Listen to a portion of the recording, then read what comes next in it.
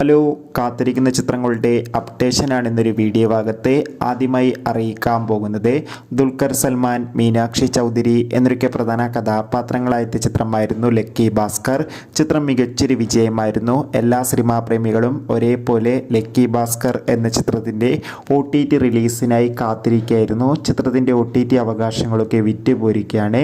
Lucky Bhaskar എന്ന ചിത്രത്തിൻ്റെ OTT അവകാശങ്ങളൊക്കെ Netflix എന്ന OTT പ്ലാറ്റ്ഫോമാണ് സ്വന്തമാക്കിയിട്ടുള്ളത്. ചിത്രം ഈ വരുന്ന നവംബർ 28 തെലുങ്ക്, തമിഴ്, മലയാളം, കന്നഡ, ഹിന്ദി തുടങ്ങിയ ഭാഷയിൽ OTT റിലീസ് ചെയ്യുമെന്ന് ഒഫീഷ്യലായി കൺഫേം ആക്കിയിട്ടുണ്ട്. ചിത്രത്തിൻ്റെ OTT റിലീസിനായി നമുക്ക് കാത്തിരിക്കാം. സുരാജ്, ബാബു ആൻ്റണി എന്നൊക്കെ പ്രധാന കഥാപാത്രങ്ങളായ ചിത്രമായിരുന്നു മദനോത്സവം. ചിത്രത്തിൻ്റെ OTT അവകാശങ്ങളൊക്കെ ആമസോൺ പ്രൈം വീഡിയോസ് എന്ന OTT പ്ലാറ്റ്ഫോമും മനോരമാക്സ് എന്ന OTT പ്ലാറ്റ്ഫോമും സ്വന്തമാക്കിയിട്ടുണ്ട്. ചിത്രം ഉടൻ തന്നെ OTT റിലീസ് ചെയ്യുന്നതായിരിക്കും. കാത്തിരിക്കാം.